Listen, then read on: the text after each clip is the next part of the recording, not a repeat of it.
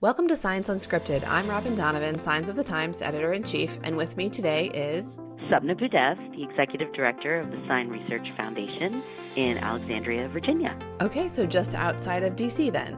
That's right. Cool. So Sapna, tell us who you are and what exactly it means to be the executive director at the foundation. A lot of people are not that familiar with the Sign Research Foundation. We've actually been around for a long time, but our previous incarnation was known as the Signage Foundation. And we're a nonprofit, charitable institution. Our entire reason for being is to do research and then educate people on various aspects of the sign industry. We are actually in the same offices as the International Sign Association, which is the trade association that represents most of the sign industry. But one of the big differences, and this is where people don't always understand the difference between us, so the International Sign Association is an association that represents the interests of its members, who are sign manufacturers, suppliers of materials and technology, and distributors in the sign industry. The Research Foundation, we exist to educate the people who influence the success of sign projects, who don't necessarily build signs, so people like urban planners and sign regulators, design firms and branding agencies, end users, so business owners who actually buy signage, people like facility managers, like chambers of commerce, those entire other spectrum of influencers within the sign industry. Okay, so you're on the side of the sign industry, but kind of outward facing, hopefully making a more friendly environment for sign making. Is that roughly accurate? Yeah, that's accurate. One of the big reasons that we came into being, though, was we wanted to provide really unbiased, unimpeachable, evidence-based research on all aspects of signage. And I can give you a perfect example of that if you want one. Yeah. Okay, so a great example I like to use is there are a lot of towns and municipalities who might get a request to put up a digital sign at a busy intersection. And oftentimes the towns say, no way, we don't want to do that because there could be a lot of drivers who will be distracted by it, and then we'll have an increase in traffic accidents. So the International Sign Association could go out and, work with Watchfire and Daktronics and major kind of digital signage manufacturers and say, hey, can we do some studies on, digital signs you've put up and whether traffic accidents increase? And then they could supply those results to towns and municipalities. Mm-hmm. However, any town that gets something that has this research was conducted by a major manufacturer of this product. Oh, yeah. They don't really take that. Sure, yeah. as holy writ. Yeah, it's kind of like if the sugar industry tells you that it's really not that bad for you at a certain point, who do you trust? That's exactly right. Give your child candy. It won't hurt them. It's great for them.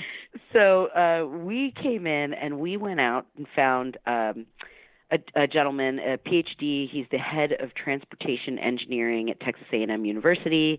He sits on the National Academies of Science on the Transportation Research Board. He is pretty much top of the line when it comes to this type of work. And he did this several-year longitudinal study, several different cities, analyzed before and after digital signage got put in, and found that there was absolutely no change in the amount of traffic accidents before and after a digital sign.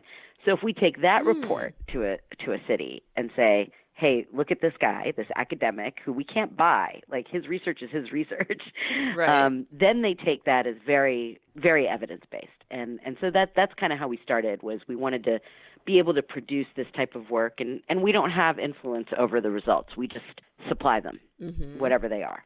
And so when you take this research, is this something, I'm thinking, okay, if I'm a sign company, I'm listening to this podcast, what could a sign company do with SRF data? Or how would you, I know that that's maybe not your primary group that you're trying to inform, but since sign companies are my audience or the audience of this podcast, what do you wish sign companies knew about the Sign Research Foundation and how to make use of all the work that you do? Yeah, great question. I love this question because I've put quite a bit of thought into this. We have done a number of pretty large surveys to try and figure out what it is sign companies need that they don't have, and whether or not we fill a space there. And what we've determined is sign companies use our research basically to accomplish three goals.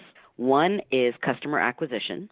So if you're going to pitch a new customer, you can tell them you have a vast amount of expertise on what you do, right?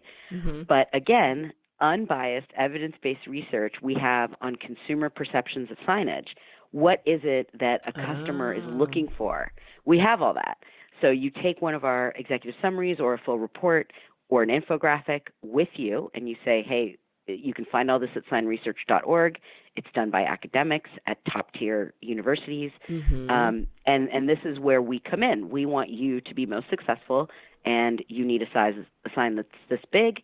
You need it to be illuminated, and you need it to have, these type of channel letters, and this is why. And so a lot of our data supports that whole kind of, customer relationship. The second way they use it is employee onboarding.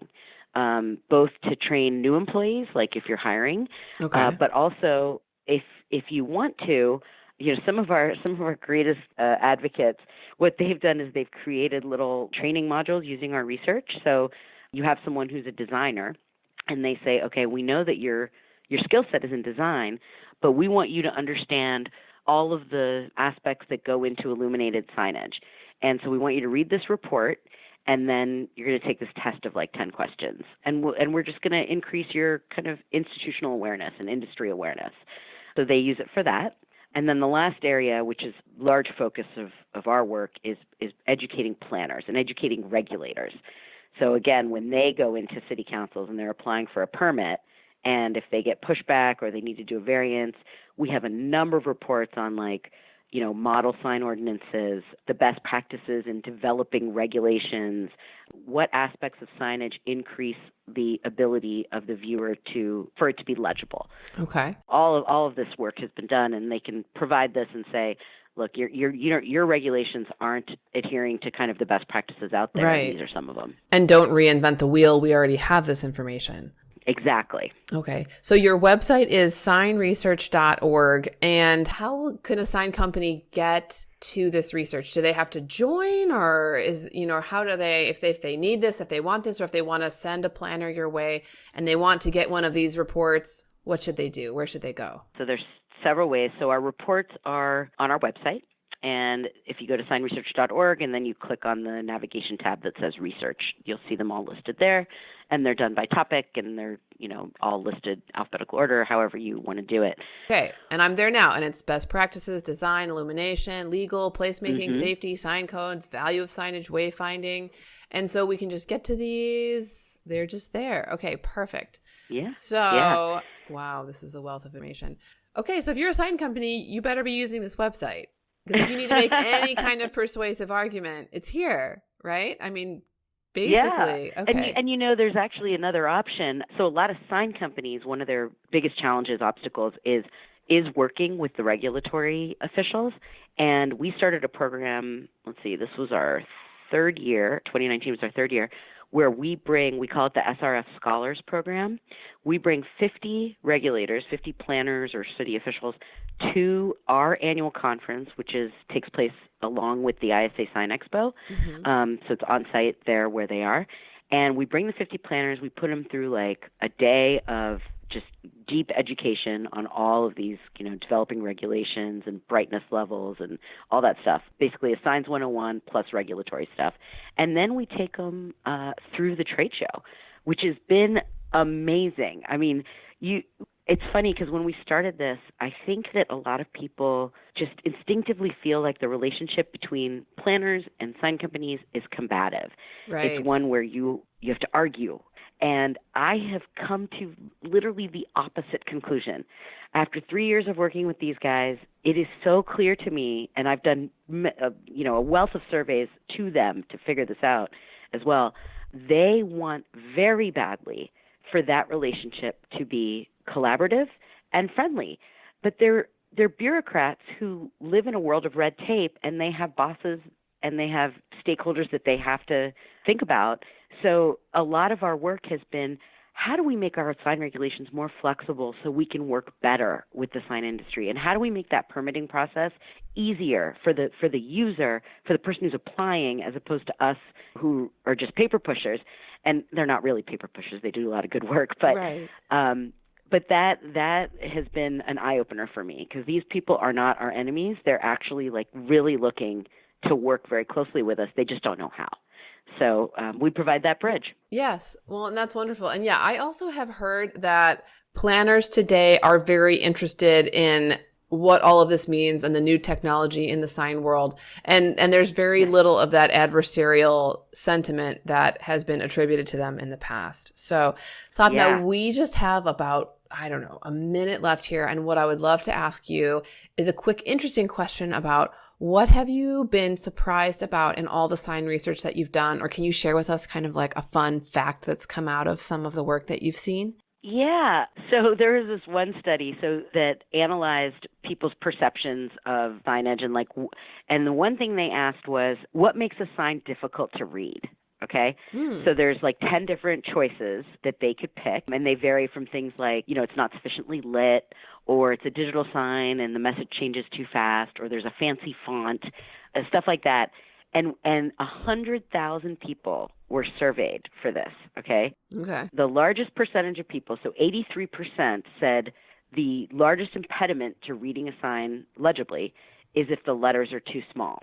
The interesting thing about this is the smallest percentage of people, 32%, said that the most distracting thing is if there's distracting visuals on the sign. So there's a lot of different colors or a lot of different letters, and it's too hard to read it. But if you look at those percentages, 83% is 83,000 people, but 32% is 32,000 people. Right. So it was really interesting to me to think about it that way. It was like, okay, so there's a lot of stuff here that people really need to understand about sign design and placement in order to effectively, sell to their customers and be able to be read properly and safely when people are especially driving. Yeah. So I thought that was fun. That is really cool. Well, Sapna, thank you so much for your time. And why don't you give us your website one more time? Sure. Signresearch.org. And any questions, you can always email info@signresearch.org. All right. Sapna, thank you so much for your time today. Thanks, Robin. I appreciate it.